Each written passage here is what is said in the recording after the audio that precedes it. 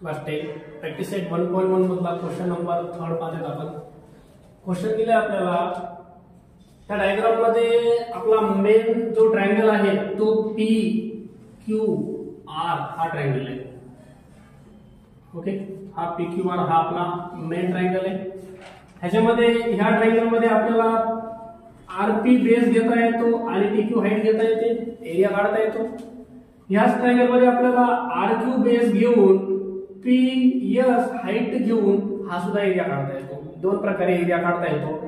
दोन्ही प्रकारे एरिया काढून क्यूटी जे आहे हे अननोन आहे, क्यूटी आपल्याला फाइंड आउट करायचं आहे. तर बघा फर्स्ट आपण काय करूया, हा बेस पकडूया आणि ही हाईट पकडूया. तर area of a triangle P Q R is equal to half into base into height. Value put up करा. हाफ इंटू, आता बेस जो आहे तो मी हा घेतोय क्यू आर इंटू हाईट जे आहे ते पीएस घ्यायची आपल्याला, पीएस. व्हॅल्यू पुटअप करा. तर half into base Q R ची व्हॅल्यू दिली आपल्याला. क्यू आर क्यू एकच आहे आपलं 6 इंटू पीएस 6 लेस करा 2 1 चा 2 3 चा 6 आणि 3 6 चा 18 हा तुमचा एरिया आला. Area of triangle P Q R हे तुम्हाला भेटले 18. आता रिपीट ह्याच ट्रायंगलचा आपल्याला एरिया काढायचा आहे. बघा area of triangle P Q आरच काढायचा आहे, पण आपल्याला आता हाईट आणि बेस बदलायचे. हाफ इंटू, आता इथं बेस आपल्याला पी आर घ्यायचा आहे, पी आर इंटू हाईट आपल्याला क्यूटी घ्यायची आहे, क्यूटी.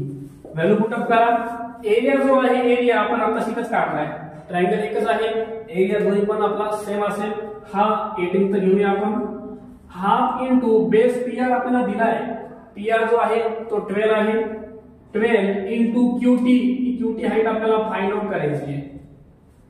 आता ह्याला कॅल्क्युलेशन करा. 2 1 चा 2 6 चा 12 राहिला 18 is equal to 6 into cutie.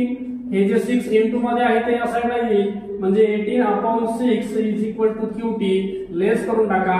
तर क्यूटी इज इक्वल टू येईल आपलं 6 1 चा 6 3 चा 18 3. ओके, अशा प्रकारे हा क्वेश्चन आपल्याला सॉल्व्ह करायचा होता.